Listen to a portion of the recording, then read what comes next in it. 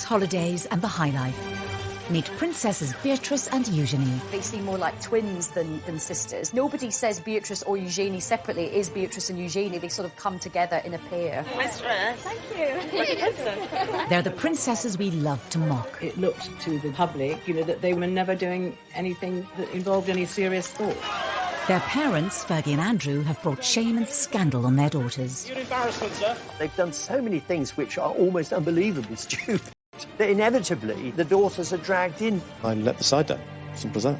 The 9th and 10th in line to the throne have been subject to ridicule in the media. We've had almost as many hats as we've had holidays. And just like our holidays, most of them have been free. Beatrice was widely mocked for her Philip Tracy hat, which was compared from everything from a pretzel to a Lucy. They've been accused of extravagance and privilege. Beatrice famously had about 15 holidays in a year in which she was supposed to be working. And Eugenie definitely got herself a bit of a reputation as a party princess. We've had to learn some lessons the hard way. But how much do we really know about them? A lot of people don't realise that they don't get any money formally from the state. Tonight, using rarely seen footage and in their own words, we reveal the truth about these much maligned princesses. Growing up in the public eye means that every embarrassing, slightly awkward growth spurt or hilarious fashion moment are published around the world. Now happily married and with motherhood imminent for Eugenie, we ask whether they finally managed to free themselves from their parents' controversial shadows. I think there is a lot about the York sisters to be celebrated. Are they pampered princesses? I don't think they are at all. I think they're the reverse.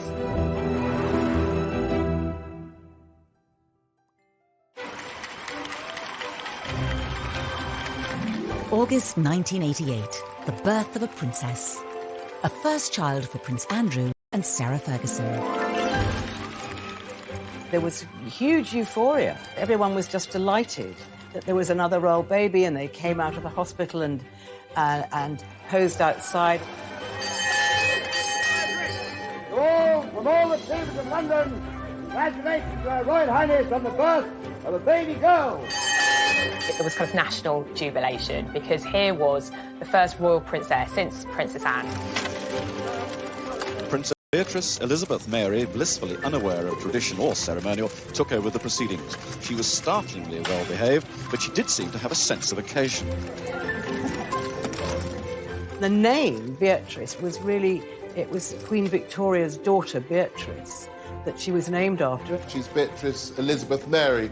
So Beatrice has the names of all English queens since 1910. Within 2 years, there was a sister for the young princess. Princess Eugenie arrived 19 months after her sister Beatrice in the March of 1990. The Duchess emerged from the Portland Hospital, ready to give the world the first glimpse of a new royal baby.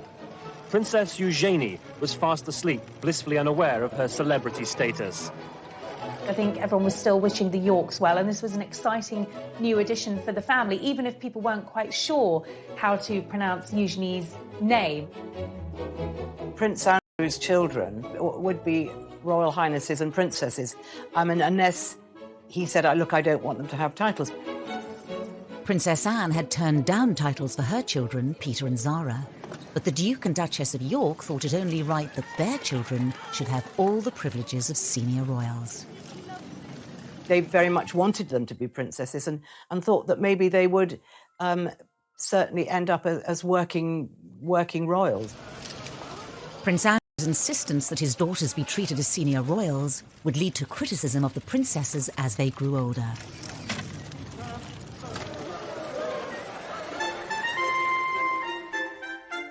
But to really understand the attacks on Beatrice and Eugenie, you have to go back to the marriage of their parents. It was very much the fairy tale, and I think the British public bought into it. Here was the Queen's favourite son getting married to the vivacious, pretty, bubbly, and, very likeable Sarah Ferguson. And at first, the newlyweds could do no wrong. I think Sarah was a breath of fresh air. The royal family really took to her. She just was really suited to Andrew and made, more importantly, Andrew very happy. Kiss her then. Why don't we kiss Go you? on, hurry up. Why? Hurry up! Start filming, quick. Go on, dare you. You're a monster. But the Duke and Duchess of York's honeymoon period with the tabloids didn't last long. This is in an era, the mid-80s, when the monarchy had become tabloid fodder. The era of deference was over, and Fergie and Andrew were great for the tabloids. And that's fine if the tabloids like you, and it's fine if you don't in any way misbehave. Fergie came in for a huge amount of criticism for her lifestyle, for her fashion, and what the tabloids called her work-shy attitude, nicknaming her royal idleness. All attacks her daughters would one day have to endure.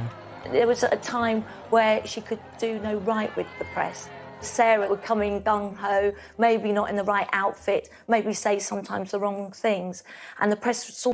While their mother faced an increasingly hostile press, Beatrice and Eugenie spent a privileged childhood at Sunning Hill, the estate given to Prince Andrew by the Queen as a wedding gift. They had built this rather extravagant, very modern palace, which was famously likened to South Fork in the Dallas TV series, and it obviously became known as South York. So their early days were spent there. They were probably far more indulged than ordinary children. I remember going once to the house where they were staying and being absolutely astounded. There was a little sort of building in the garden, and it was absolutely full of Barbie dolls. So they had a lot of stuff, but they were very, very well brought up. Beatrice and Eugenie were also doted on by their grandparents. The Yorks lived a short drive from Windsor Castle and visited often. The Queen adored Eugenie and Beatrice. She saw in them something of her own relationship as a child with Margaret. Well caught, but the next one is bucked her fingers. They would often go and have tea with the Queen and Prince Philip, and I think, again, Fergie said that they had, 3 sets of manners. One was for home, one was for when they were out, and the third lot was when they were with the Queen, and they had to be very careful and mind their P's and Q's. Sarah Ferguson's own parents had divorced, and her mother had left to live in Argentina when Sarah was 12. I remember Sarah once telling me that she wrote a letter to her mum, actually blaming herself for mum leaving. She thought it was something to do with her, and she wanted to be there for her children all the time and have that special bond and that special closeness. Within the first few years of the princesses' lives, Andrew and Sarah's marriage was showing signs of strain. As a serving officer in the Navy, Andrew was spending just 40 days a year at home, leaving Fergie to bring up the still young Beatrice and Eugenie alone. I think the cracks started to show when Prince Andrew was away so much with the Navy. He wasn't with her.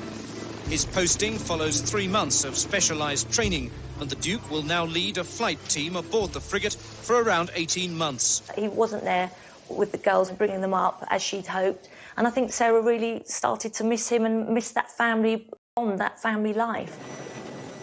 Beatrice was 3 and Eugenie just a toddler when their parents' marriage finally fell apart. And in 1992, photos surfaced in the press of Fergie with Duchess and her 2 children with a Texan, Steve Wyatt.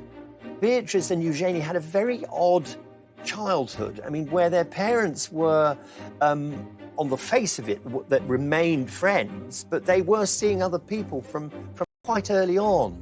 And I think that was probably damaging in a subtle kind of long-lasting way. In March 1992, the Duke and Duchess of York announced that their marriage was over. The announcement that the Duchess of York had initiated discussions about a separation from her husband came as she arrived to pick up their daughter from school. It's always very difficult for children to see their parents split up. And I think perhaps the Queen even felt more maternal towards them, and that they'd had a very hard time. 5 months after the York separation, Sarah Ferguson was photographed by the press with another man, John Bryant. Yet again, Beatrice and Eugenie were with her. Fergie and the children were round the pool, and she was topless, and John Bryant was kissing her toes. Beatrice and Eugenie are in the background. I mean, they're there, they're sort of parties to what was going on between Brian and their mother. They, of course, didn't know. They were too little and too young, but they were seen as sort of pawns in this rather unfortunate and rather seedy affair. The Daily Mirror's expose had serious consequences for Beatrice and Eugenie's family life.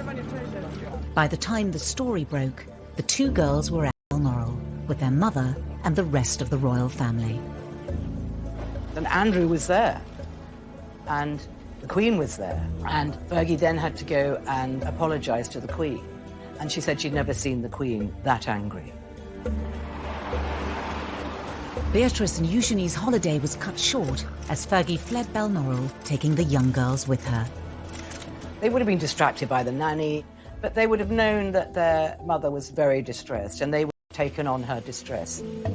The girls went back down south. I mean, and at this stage, they were no longer living at Sunninghill. Their mother had a rented home not far away. She had a series of rented houses in Surrey and Berkshire that she sort of moved to with alarming regularity, which in itself must have been sort of destabilising for the girls. Fergie was reportedly banished by Prince Philip from family gatherings, making life difficult for the princesses. Christmas at Sandringham is a big family occasion, and suddenly Sarah Ferguson wasn't there. That must be very hard to understand when they were young girls. Why isn't Mummy at the house on the Sandringham estate? The girls obviously spent time with her and slept there, and then on Christmas Day, Andrew would collect them and take them to church, and they'd go back up to Sandringham House for lunch with their grandparents and the rest of the royal family. Meanwhile, Fergie was having her turkey twizzler or whatever she was doing on her own. Despite the split, Prince Andrew and Sarah Ferguson were determined to do the best they could for their children. Andrew and Sarah obviously had separated, but they were very much kind of co-parenting, very much a united family unit. It was more than just a united front for sports days. I mean, you would expect that for school events. But it went far beyond that. I mean, they were going on holiday together. It meant there was a lot of continuity and reassurance for Beatrice and Eugenie that their parents were still very much part of their lives. Despite their best efforts, Andrew and Sarah's marital problems created major upheaval for Beatrice and Eugenie. But the girls would also face their own personal issues. Beatrice, at the young age of 7, realised something wasn't right. She was finding it very difficult to learn.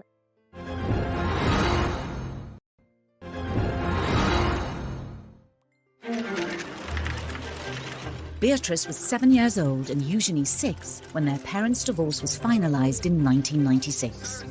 Needing to pay off debts of more than £1 million, their mother took work in the United States. Their mother was spending a lot of time in the States, really trying to clear off an enormous debt that she'd accumulated, from TV projects to book projects. You know, Sarah was literally trying to do anything she could to get herself out of spiralling debts. Their lives were regulated by the school terms, which was probably a very good thing. So I think that, you know, they didn't suffer in any way from the fact that their mother had to go and earn money and had to spend a lot of time in New York. But as her mother was increasingly away, Beatrice was facing up to her own difficulties. She'd been diagnosed with dyslexia. Beatrice, at the young age of 7, realised something wasn't right. She was finding it very difficult to learn, and she was worried she was going to get teased from others and wouldn't fit in. Beatrice would later speak movingly of the condition in an interview for the charity Made by Dyslexia. You know, I remember we had different coloured books to describe how far where your reading levels had got to, and I was always on the white books. My best friends were always on the yellow books or the green books that were so far ahead. And I think at that stage, those moments of doubt just pop into your head. Bending royal tradition, it was decided to keep Beatrice at a local school in nearby Ascot. I think Sarah felt it very important that Beatrice was made to feel very secure and that her mum was just round the corner if needed. But there were further issues for the family to deal with. Princess Eugenie, as she started to grow and develop, her parents noticed that there was something slightly different, slightly wrong in the way that her spine was developing. So she started a number of tests and went through a number of specialists. It really worried her. It worried her about her growth. It worried the whole family. It was a very sort of scary time. At 12, Eugenie was diagnosed with scoliosis, curvature of the spine. She needed 8 hours of surgery, speaking out about it later to raise money for the hospital that treated her. I had scoliosis of the spine, which my mum found. They put metal rods in my neck and 8-inch screws up my back, which have now fused together and keep me straight. She makes private visits to see patients, and I understand that she writes to many child patients who have to undergo the same thing as her to say, look, I had it done, best decision in my life. Yes, it was tricky. Yes, I had to wear a back brace, but the upshot of that is that I'm able to ride, I'm able to walk, I'm able to ski, I'm able to lead a completely active life. In their young lives, the princesses had coped with the public scandals surrounding their parents and their private battles. There would be further struggles ahead as they carved out new roles for themselves. But uniquely, they always faced these challenges together. They're very close friends and very close sisters, but they're very different personalities. Beatrice is perhaps a more formal and more reserved.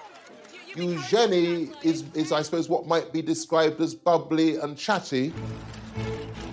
The more confident Eugenie chose to go away to Marlborough College, the co-ed public school also attended by Kate Middleton. Marlborough is quite progressive boarding school. It's very sporty. It does a lot of art, does a lot of drama. It's not just about the academic achievement of its pupils. And that really suited Eugenie, I think. And she made a core group of friends there with whom she'll be friends for life. Beatrice, who is, I think, the quieter and perhaps shyer of the two girls, went to an all-girls school in Ascot. She delayed her GCSEs for a year because of her dyslexia, and she didn't get the best grades, but she did go on to become head girl. William and Harry. There was a stage when kind of Harry was falling out of nightclubs, and it would normally be Eugenie as his right-hand wing woman. And they certainly enjoyed themselves, and Eugenie definitely got herself a bit of a reputation as a party princess. Away from the limelight, the public began to see a different side to the princesses, and one that wouldn't go down well. They were mixing with a fast crowd, and it looked to the general public, that they were always having a good time and never doing anything that involved any serious thought. The press was beginning to draw comparisons between Eugenie and Beatrice and their parents. I see myself as a mini mummy, so I kind of have this sort of image that anything you can do, I want to do better. So I want. I have to tell you, that's easy.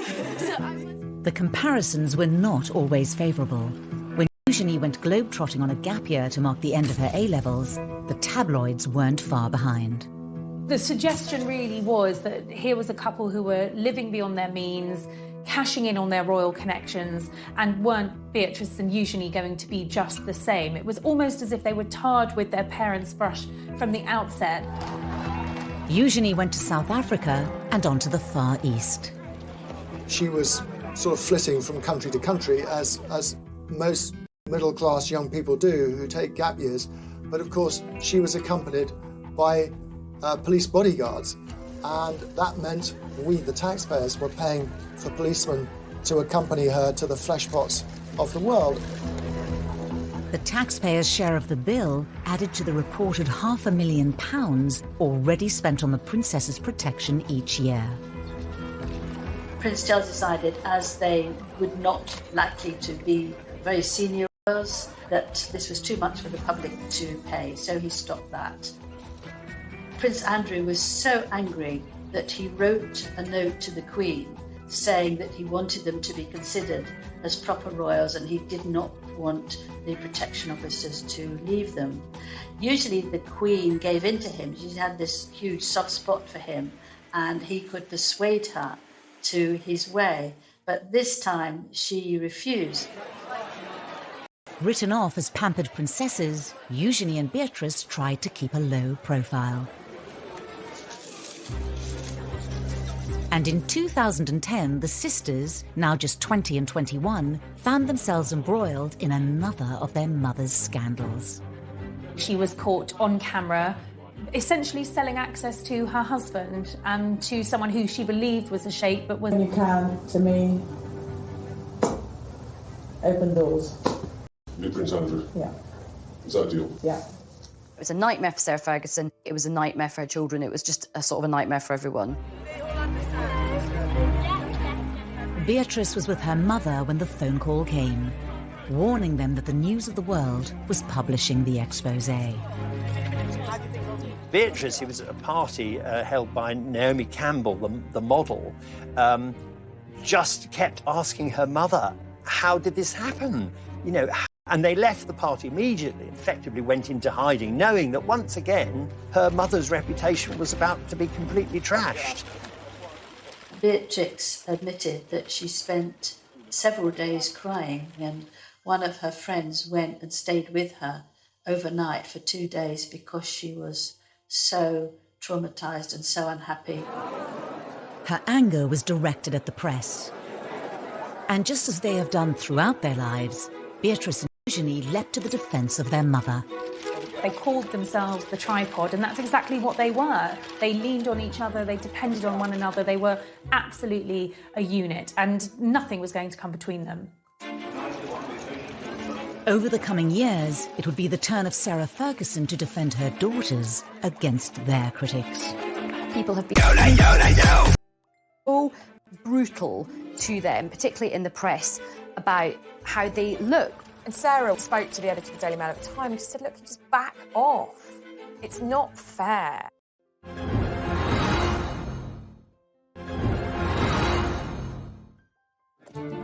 Prince Andrew's insistence that his daughters receive royal titles at birth immediately put them under the glare of the world's media. As young girls growing up, Beatrice and Eugenie had less of a place in the spotlight. This, along with the scandals and embarrassments that have engulfed their parents, has meant that Beatrice and Eugenie have also been in the firing line. The whole family is seen as a soft target because the parents particularly have made so many, mistakes is being generous, that inevitably the daughters are dragged in. I think there are times when it looks as though the girls are just being knocked because it's turned into something of a national sport, and particularly when it comes to their fashion sense. The two princesses have become renowned for their bold designer outfits. People have been so brutal to them, particularly in the press, about how they look, which is just so old-fashioned and sort of sexist in this day and age. The two of them are quite similar. They quite like vibrant, eclectic, colourful clothing, and fair play to them. Fergie was often criticised in the press for getting it wrong in the fashion stakes. You know, her fashion choices were bold, some might say garish, always over the top. And I suppose when we started seeing Beatrice and Eugenie taking a leaf out of Fergie's fashion book, history repeated itself. But it was when Beatrice and Eugenie were seen arriving at their cousin William's wedding in 2011 that the ridicule reached new heights. I don't think they will ever live down the outfits that they wore to the royal wedding. Sarah had paid a fortune to have them styled for the wedding day so that they looked the part. Beatrice's choice of headwear instantly created a national debate. Beatrice was widely mocked for her Philip Tracy hat, which was compared from everything from a pretzel to a loo seat. She became a meme instantly. There were lots of jokes going around that it was like a television aerial. This hat was like another guest. It was like the most talked about guest at Kate and William's wedding. Within hours of the wedding, the silk fascinator, costing around £2,000, had earned its own Facebook page, and hundreds of photoshopped images of the headpiece were shared online. It did get the headline, maybe for the wrong reasons, but they're very confident, and I think they have this wonderful knack of just, laughing it off. The princesses used a charity speech to showcase their positive attitudes. Growing up in the public eye means that every embarrassing, slightly awkward growth spurt or hilarious fashion moment are published around the world. Together we have laughed, together we have cried. Ultimately, though, together we fueled each other's sense of humour. Beatrice actually did something very clever. She turned the thing around brilliantly by auctioning the offending fascinator. It raised £81,000 for charity, which she got a lot of good publicity for that. The princess's love of headwear became infamous and was mocked by the critically acclaimed Channel 4 show, The Windsors. If there's one thing we're famous for, it's our holidays. Me. Hats. So basically, this is just like a small selection of some of the incredible fascinators that I've got. So, and these cost like in and around about £1,000, £2,000 each, which is a lot, like if you're poor. They were called the Frumpy Sisters, the Two Ugly Sisters. You know, the press were very cruel, and that must have been incredibly upsetting for them. In 2018, the princess has opened up about how the scrutiny has at times taken its toll, particularly after one royal engagement. They spent an hour or two in Buckingham Palace meeting dozens and dozens of people doing the royal job, and suddenly a story dropped criticising their appearance and their clothes. They admitted that they were both in tears and trying to comfort each other because they felt they'd been so badly treated. Even Beatrice's weight was criticised when she was just 19, proving once again that life in the spotlight came with serious downsides. Beatrice was pictured on a beach in a bikini, and those pictures were published in all of the newspapers.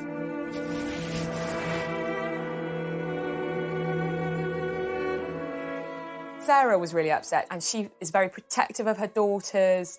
And I think she spoke to the editor of the Daily Mail at the time and just said, look, just back off. It's not fair.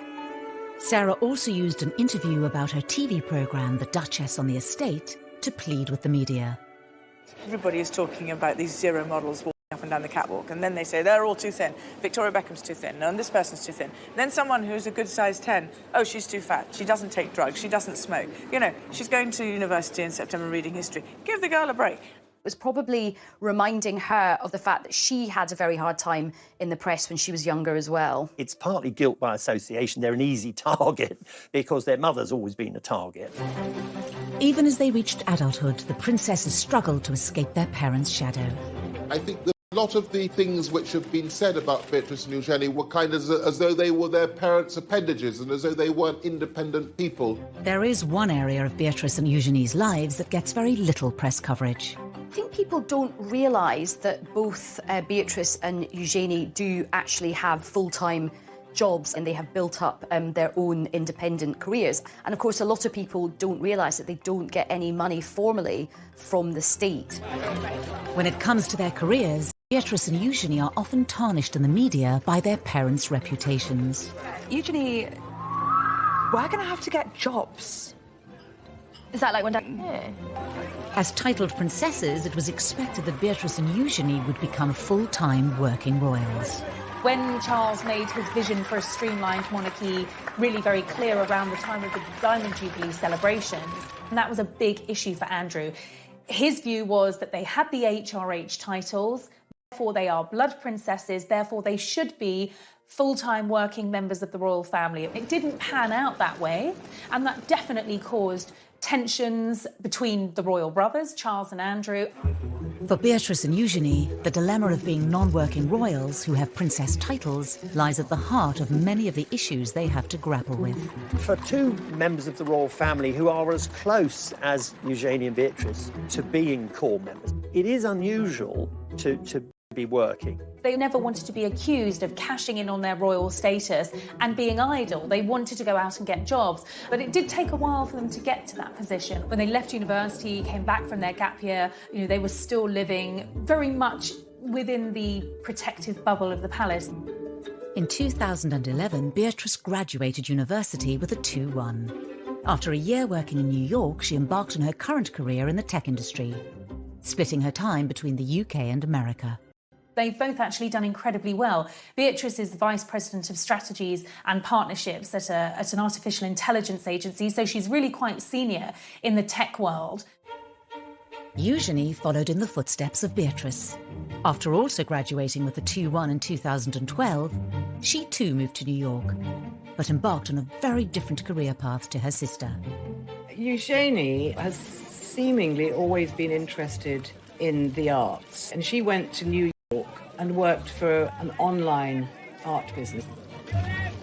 Eugenie had also begun a relationship with her future husband, Jack Brooksbank, who she'd met on a ski trip. After dating long distance for 2 years, Eugenie returned to London in 2015. And then she came back and got an amazing job with a huge international art dealers called Hauser and Wirth in Mayfair. With careers outside the monarchy, Beatrice and Eugenie have gained experience out of reach for many of their royal relatives.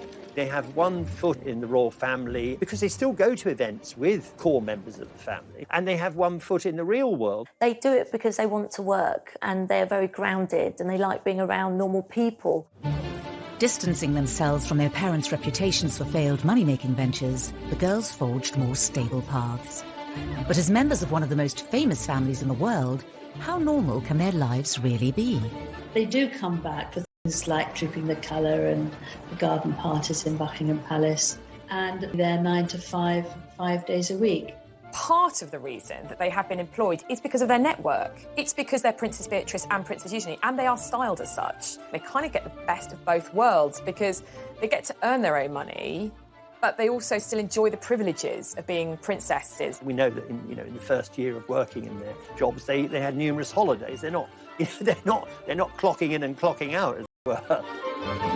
Beatrice and Eugenie certainly benefit from their royal privilege, and their HRH titles mean their every move is of public interest and open to scrutiny. The princess's jet-setting lifestyles made headlines once again in 2015. Beatrice famously had about 15 holidays in a year in which she was supposed to be working, and then was horrified when, this was criticised.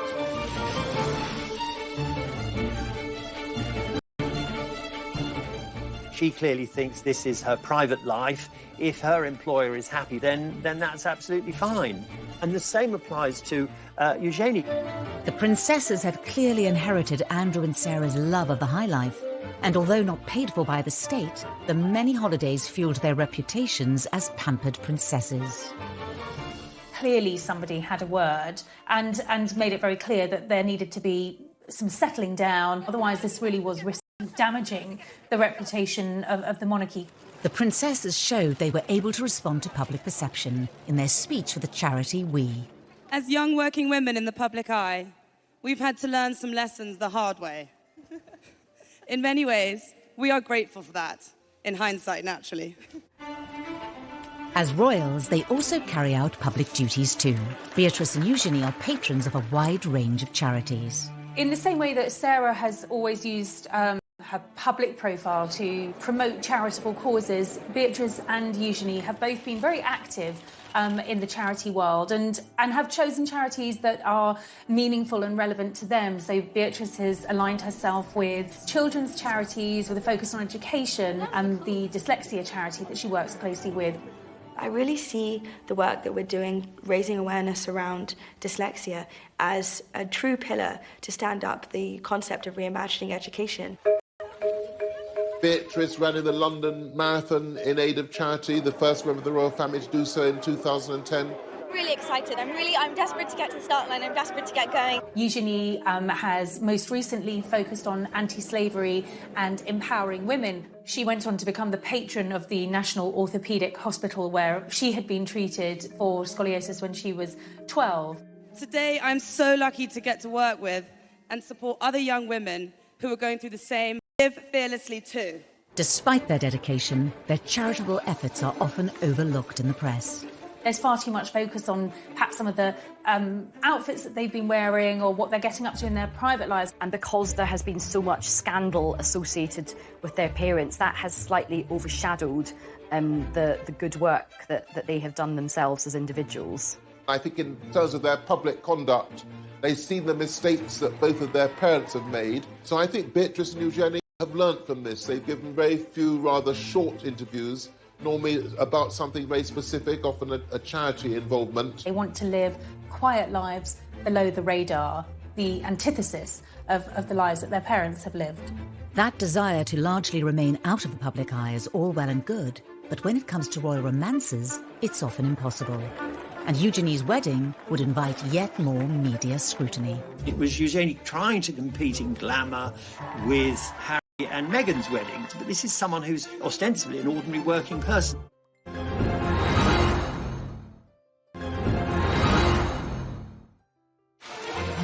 The world's media love a royal romance.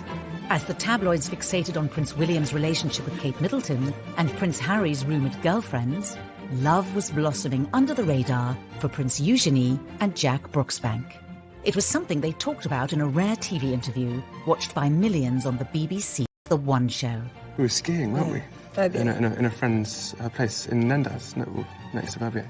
We were skiing, which was amazing. Love at first sight. Was it? For the pair of you? We met when I was 20 and Jack was 24 and fell in love and we had the same passions and drive for life.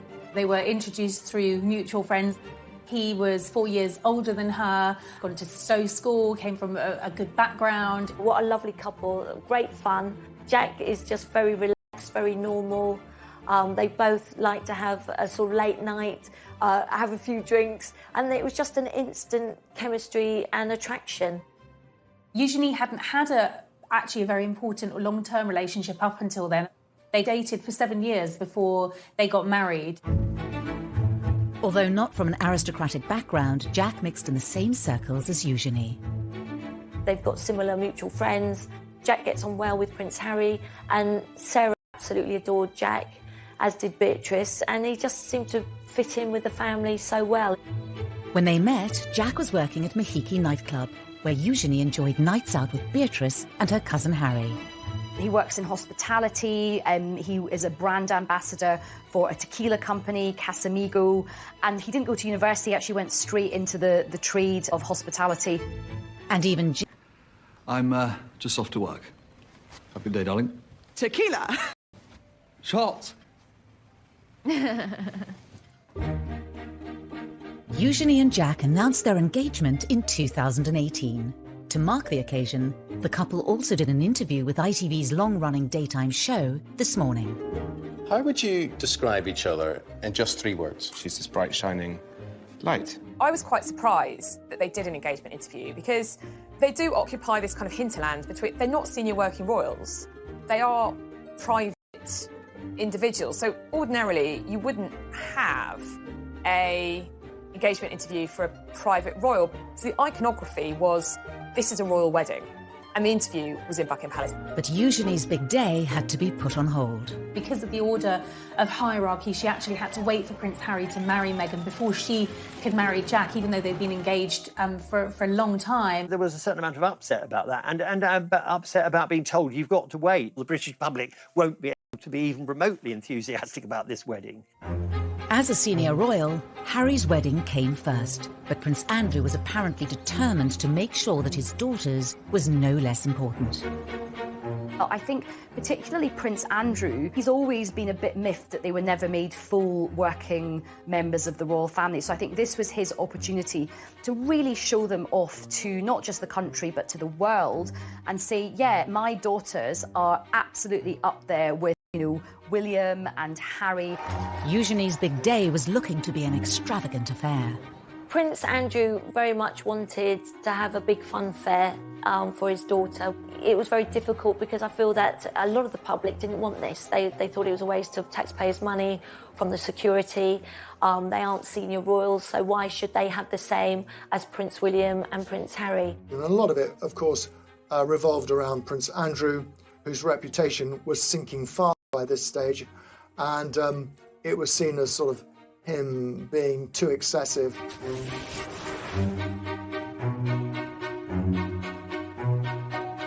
The reception wasn't footed by the taxpayer, but it was thought that all in all that the whole wedding would have cost between about £2 million, £2.5 million, and it was felt that quite a big chunk of that would have been for security. Eugenie already seemed to be an easy target in the press because of her parents' reputations, but the excessive nature of the wedding opened her up to serious scrutiny. She was once again branded the pampered princess. It was Eugenie trying to compete in glamour with Harry and Meghan's wedding, but this is someone who's ostensibly an ordinary working person. And it kind of highlights this slightly problematic tightrope that both are working members of the family. The wedding went ahead as planned. On the 12th of October 2018, Princess Eugenie and Jack Brooksbank were married at St George's Chapel, where Harry and Meghan had wed earlier that year. I don't think any of us quite knew what to expect of this wedding. Were the crowds going to turn out for this big day? It actually was a great success. The crowds were out. Eugenie wanted the big fairy tale wedding at Windsor Castle, and that was what she got. When it came to numbers, Eugenie and Jack did certainly outdo Harry and Meghan, with 200 more guests at their nuptials. The wedding was huge. I mean, I think there were 800 guests, but Fergie has a lot of friends and she loves parties, and she loves organising parties, and it was never going to be small. Among the 800 guests were many well-known faces. Eugenie and Jack's wedding was a royal wedding, like no other, quite simply because Eugenie has a contacts book just like her mother's, packed with VIPs, famous people who aren't just famous people, they are her friends. There was Naomi Campbell, Cara and Poppy Delevingne, Demi Moore, Robbie Williams was there. In fact, Robbie Williams' wee girl was one of the Flower Girls. There was another night of partying at the Royal Lodge, and this was a big affair with dodgems and sort of fairground rides. It certainly was star-studded, but of course Eugenie and Jack's families were central to the celebrations. Her father walked her down the aisle. Her sister was her head bridesmaid. She had her nieces and nephews, Princess Charlotte and Prince George, as part of the wedding party. So for all the famous faces in the pews, at the heart of the wedding, it was family, and that's very important to Eugenie. Despite years of having her fashion sense mocked, Eugenie's outfit choice on the day was widely admired and held great personal significance for the royal bride. There was a lot of speculation in the press about who'd been chosen to design Eugenie's wedding dress, and Pilotto was an unexpected choice, but the dress was beautiful. It was very different to anything we'd seen a royal bride wear, in that the back was deliberately low cut, and Eugenie later explained that she'd deliberately chosen that style to show off the scar from when she'd had her operation as a 12-year-old girl to correct the curvature of her spine. And the other thing is that she was wearing this beautiful tiara with emeralds in it, which was lent to her by the Queen. The tiara from the Queen was to show the strength and the closeness of their relationship. Whilst the weddings of Harry and William were broadcast to the world on the BBC as well as other channels, his people asked the BBC if they would televise it, and the BBC said no. In the end, the ceremony was broadcast on ITV in an extended episode of This Morning, watched by 3 million people. There'll be a few more people than most people. There are a few more than Harry had, but that's just the nature of Eugenie and Jack. They've got so many friends that they need a church of that size to fit them all in. I remember watching the interview they did with Prince Andrew, and I kind of winced. Our wedding's bigger than your wedding. Despite all Andrew and Sarah's efforts to ensure all eyes were on their daughter, attention once again turned back to Harry and Meghan. That day was somewhat overshadowed when, just a day later, Harry and Meghan publicly announced that they were expecting their first child. It's understood that they shared that news with close family friends at the wedding itself. And understandably, that was upsetting for Princess Eugenie. Although Meghan and Eugenie get on perfectly well, they are not good friends. I just don't believe it was a coincidence. But after Eugenie had her fairy tale wedding in the spotlight, Beatrice had no choice but to keep hers out of sight. Suddenly, the entire world is looking at Prince Andrew and their family, and it is one of the biggest scandals.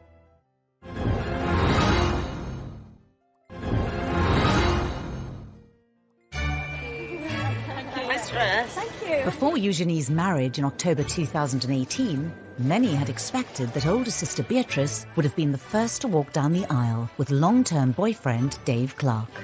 They were introduced through Prince William.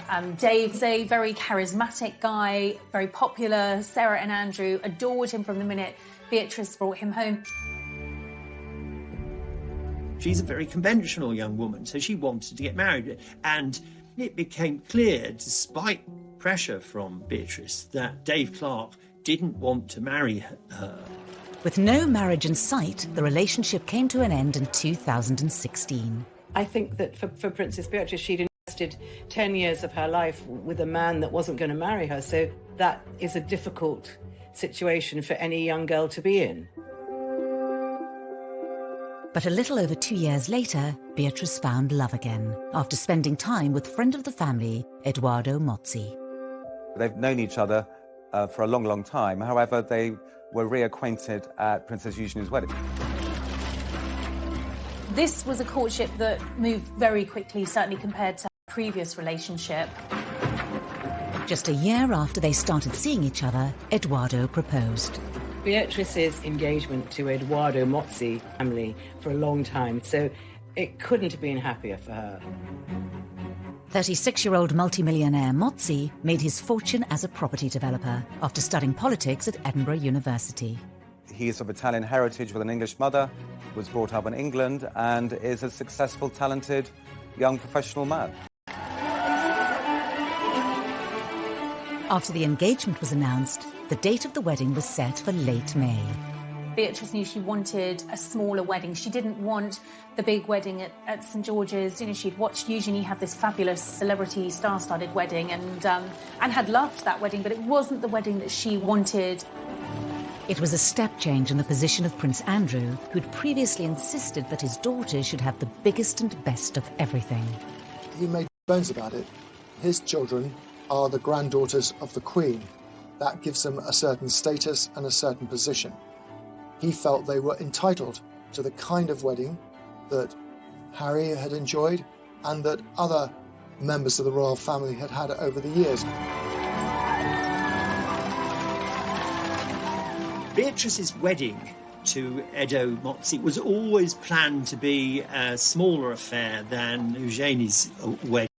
You just couldn't do the same thing again. There'd been too many criticisms.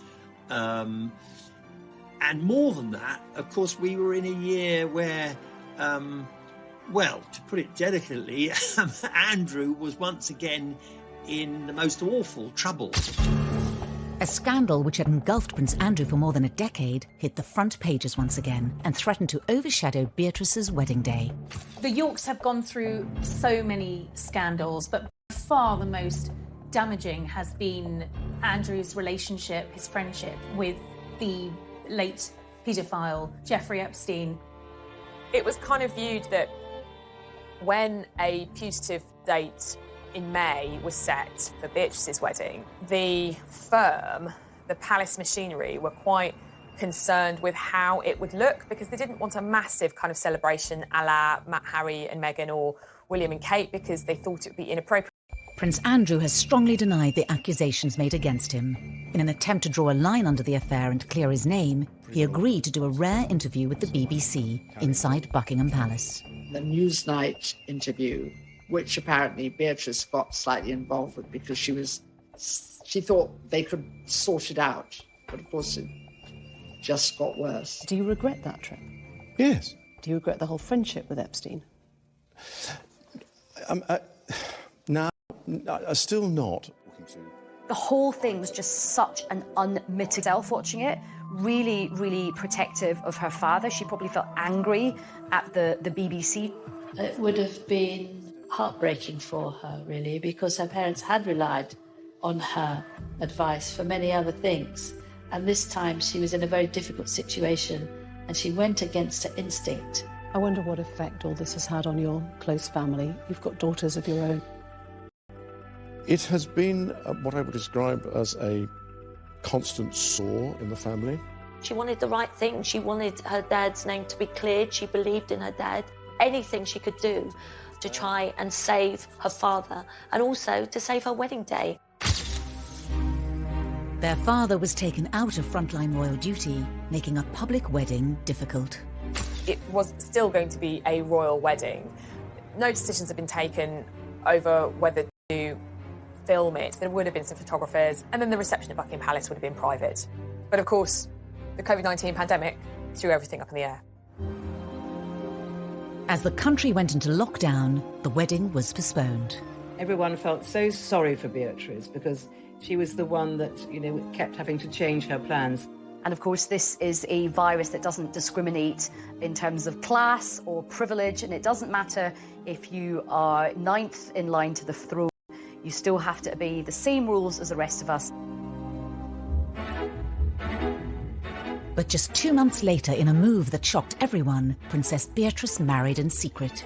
These beautiful photos of the happy couple are the only official record of the day. COVID, in a way, lessened the embarrassment of a wedding at which Andrew had to virtually be brought in a sack because he was in such disgrace. Princess Beatrice managed to pull off something no modern member of the royal family has done. She managed to get married in secret, away from the prying eyes of the press and the long lenses of the pesky paparazzi. It ended up being in actually one of the most beautiful places in England, which is the chapel in the grounds of Royal Lodge, where the Queen worships every Sunday. The Queen was heavily involved in the wedding, even lending Beatrice a modified version of a vintage dress by Norman Hartnell that she herself had worn to a film premiere in 1962. It was just stunning. She looked absolutely beautiful. I think you can see that the Queen really does hold Beatrice very fondly. The Queen also offered her the tiara she'd worn on her own wedding day, in another clear sign of support for her granddaughter. For all the people who criticised her about all her outfits, she really had the last laugh because she looked absolutely box office. The public. It was rather heartening to see the pictures, and I thought this is a very good way of dealing with Andrew's fall from grace, dealing with the pandemic.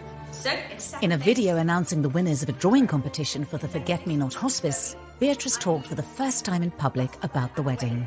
Do you think this might be my wedding? Because I had a chance to get married this summer and it was so much fun. But I'm not sure I looked as smart as Russell Bear does in his outfit. I think Beatrice and Edo were actually very happy that it happened that way. It was very private, it was all very low-key, which is exactly what Beatrice and Edo wanted. With both princesses embarking on the next phase of their lives, what could their future hold in a slimmed-down monarchy? It's quite possible that now Harry and Meghan are out of the picture, that there will be things that Beatrice and Eugenie could do, which is what their father wanted them to do all along.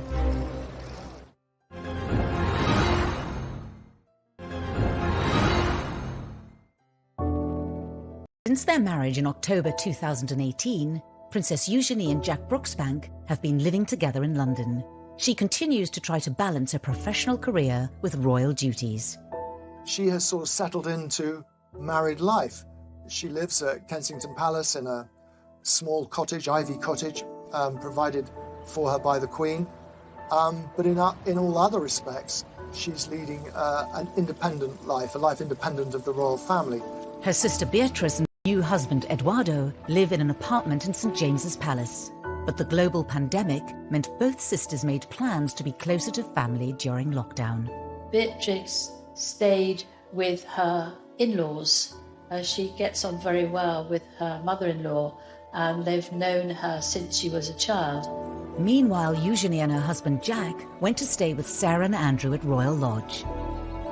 They experienced the dangers of COVID firsthand when Jack's father, George Brooksbank, was left battling coronavirus in intensive care.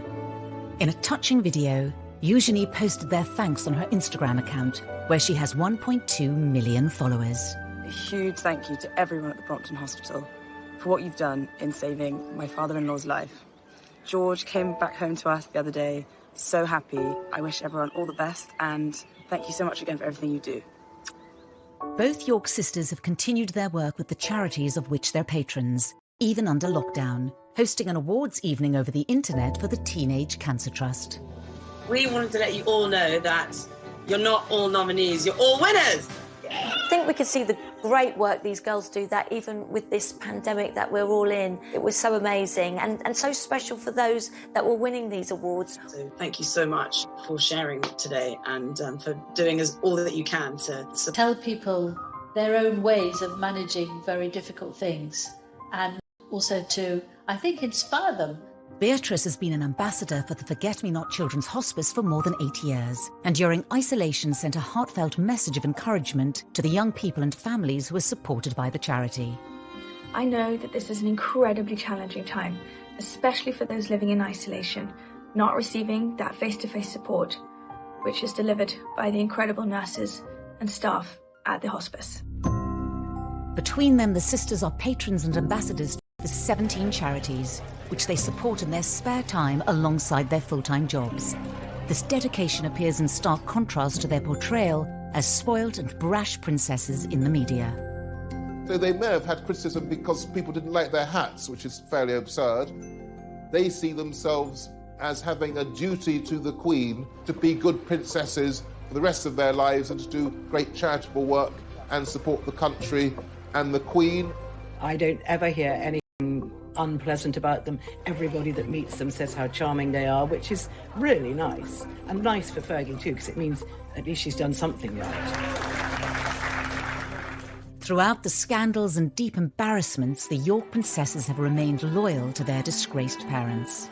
Prince Andrew and Sarah have the most amazing relationship. It was one of the happiest divorces I've ever known, and they get on so well, and they even live together.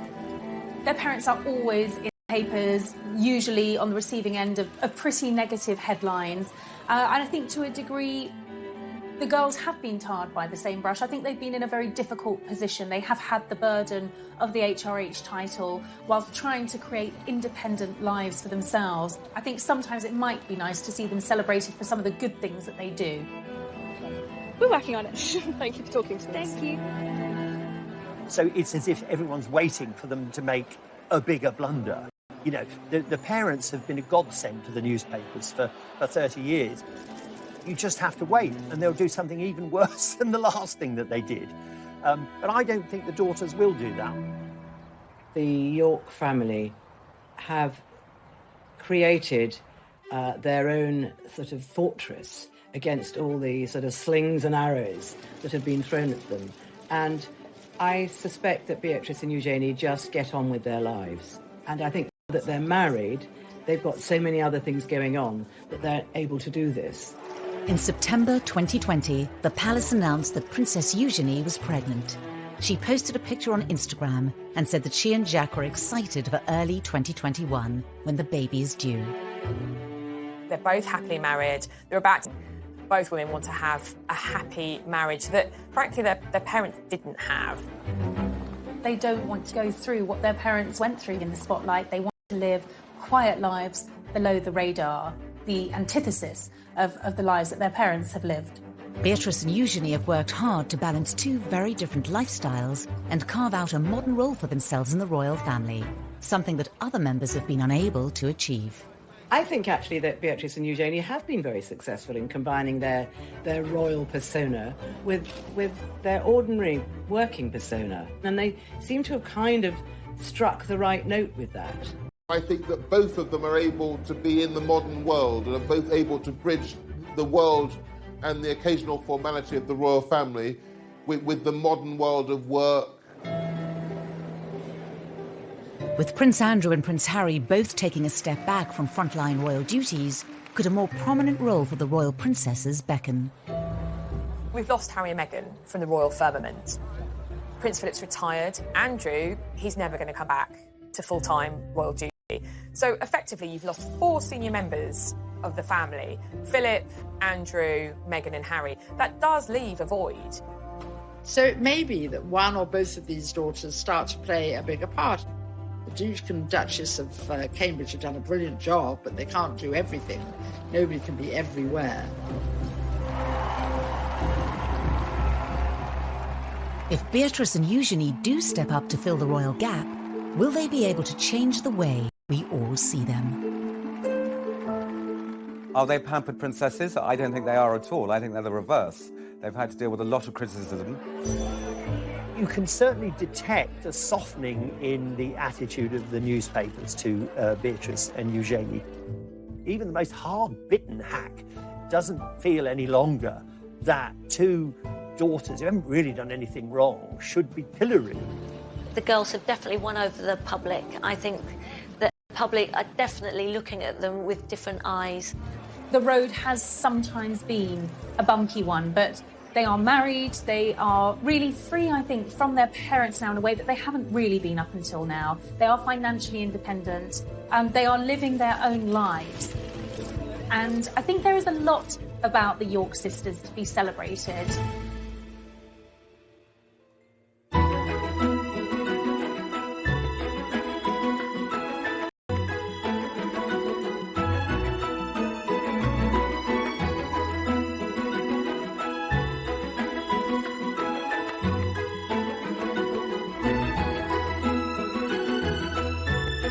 Princess Eugenie arrived 19 months after her sister Beatrice in the March of 1990. The Duchess emerged from the Portland hospital, ready to give the world the first glimpse of a new royal baby. Princess Eugenie was fast asleep, blissfully unaware of her celebrity status. I think everyone was still wishing the Yorks well, and this was an exciting new addition for the family, even if people weren't quite sure how to pronounce Eugenie's name. Prince Andrew's children would be Royal Highnesses and Princesses. I mean, unless he said, look, I don't want them to have titles. Princess Anne had turned down titles for her children, Peter and Zara, but the Duke and Duchess of York thought it only right that their children should have all the privileges of senior royals. They very much wanted them to be princesses and thought that maybe they would certainly end up as working royals. Prince Andrew's insistence that his daughters be treated as senior royals would lead to